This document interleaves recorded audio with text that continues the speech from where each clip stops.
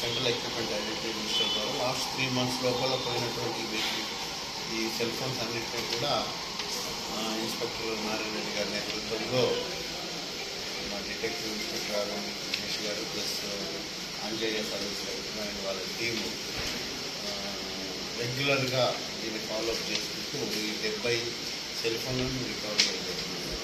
ఎందుకంటే ఈరోజు ఎక్కువగా అఫెన్స్లు మన నిర్లక్ష్యంతో కావచ్చు, కొద్దిగా మనం అజాగ్రత్తగా ఉన్నప్పుడు కావచ్చు, లేకుంటే ఈ సెల్ ఫోన్స్ పోవడం జరిగింది. అండ్ సెల్ ఫోన్ అనేది ఈరోజు part and parcel of our body అయిపోయింది, లైఫ్లో ఇంపార్టెంట్ అది. ఎందుకంటే కమ్యూనికేషన్ కాబట్టి సెల్ ఫోన్స్ అనేవి చాలా అఫెన్స్లు జరుగుతున్నాయి. దీంతో నేను ఎవరికి సెల్ ఫోన్ యూజర్స్ ఉన్నారో అందరికీ అప్పీల్ చేయదలుచుకున్నా, ఆల్వేస్ సెల్ ఫోన్ అనేది ఎంత ఇంపార్టెంటో మనందరికీ తెలుసు కాబట్టి కొద్దిగా జాగ్రత్తగా మనం దానిపైన దృష్టి పెట్టాల్సిన అవసరం ఉంది.